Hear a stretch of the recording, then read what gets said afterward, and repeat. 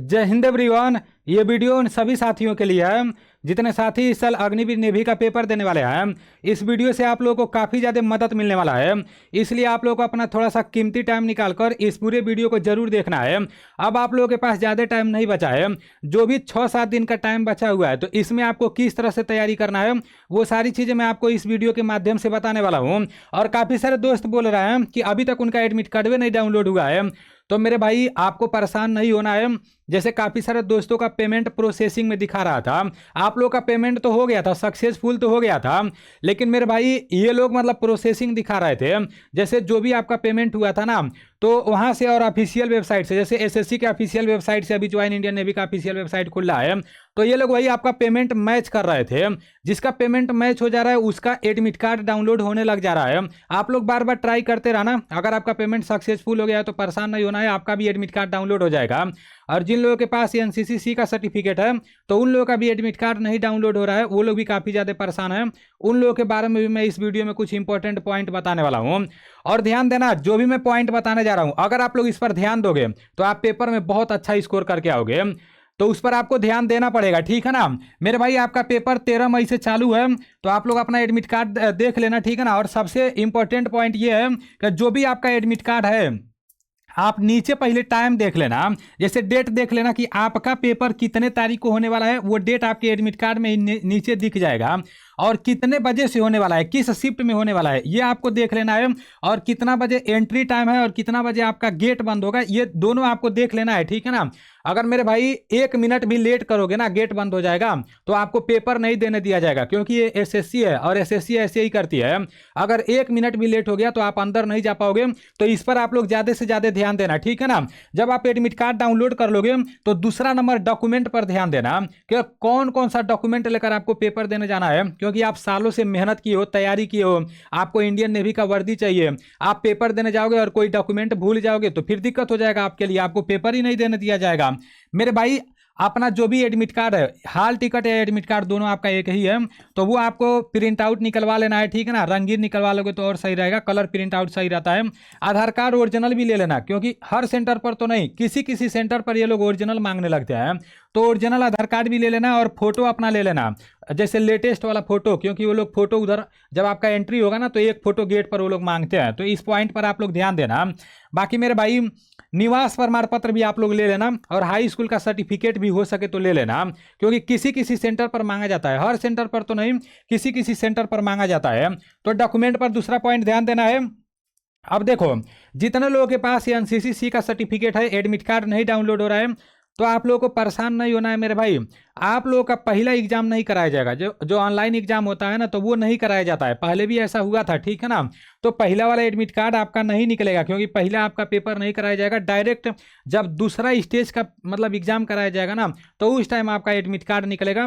और जब दूसरा स्टेज के लिए जाओगे, तो जो अभी पढ़ रहे हो पहले स्टेज के लिए, तो वही आपका सिलेबस दूसरा स्टेज के लिए भी रहेगा, ठीक है ना। तो ये पॉइंट याद रखना, परेशान नहीं होना। एनसीसी वाले भाई लोग, आप लोग का एडमिट कार्ड डाउनलोड नहीं हो रहा है, तो दूसरा स्टेज के लिए आपका एडमिट कार्ड डाउनलोड होगा। अब इन बातों पर आपको बहुत ज़्यादा ध्यान देना है, ठीक है ना। जैसे देखो, डॉक्यूमेंट पर तो मैं आपको बता दिया हूँ, पूरा डॉक्यूमेंट तैयार कर लेना। अगर एनसीसी का प्रोविजनल सर्टिफिकेट लगाए थे, ओरिजिनल सर्टिफिकेट नहीं है, तो आप लोग मंगा लेना, ठीक है ना, आपके लिए सही रहेगा। अब आपको मॉक टेस्ट पर बहुत ज़्यादा ध्यान देना है, क्योंकि पेपर में अगर आप एमआर का पेपर देने जा रहे हो, नेवी एमआर का, तो सिर्फ 30 मिनट का टाइम मिलेगा, और 30 मिनट में पूरे 50 प्रश्न आपको करने रहेंगे। तो भाई आपको प्रश्न आता रहेगा, लेकिन टाइम जब घटेगा ना, जब ऊपर देखोगे टाइम घट रहा है, तो आते हुए प्रश्नों को भी गलती कर दोगे। और ये सब सुधार कैसे होगा, मॉक टेस्ट लगाने से होगा, ठीक है ना। तो ज़्यादा से ज़्यादा अभी प्रेजेंट टाइम में जो भी 6-7 दिन का टाइम बचा है, मॉक टेस्ट लगाओ, ठीक है ना। मॉक टेस्ट लगाओगे तो देखोगे भाई कितना टाइम में कितना प्रश्न सही कर रहे हो। और मॉक टेस्ट लगाते टाइम जिस भी चैप्टर का प्रश्न गलत हो रहा है, तो उसको आप देखो, उस चैप्टर को और पढ़ो, और नया अब ज़्यादा पढ़ने का जरूरत नहीं है, जितना पढ़ चुके हो उसी को बार बार रिवीजन करो, ठीक है ना। तो इस पर आप लोगों को ध्यान देना है, टाइम पर आप लोगों को ध्यान देना है। दूसरा नंबर, रिवीजन ज़्यादा से ज़्यादा करना है, जो भी आप पढ़ चुके हो ज़्यादा से ज़्यादा उसका रिवीजन करो, ठीक है ना। आपको बहुत बेनिफिट मिलेगा। देखना है आप लोग, अगर नई नई चीज़ें पढ़ोगे तो अभी आपका दिमाग काम करना बंद कर देगा, बहुत परेशान हो जाओगे। और जो पढ़ चुके हो, जब आप उसका रिवीजन करोगे तो आप मतलब हाँ सोचोगे कि कुछ कर रहा हूँ, ठीक है ना, पुरानी बातें फिर से आपको याद आ जाएंगी।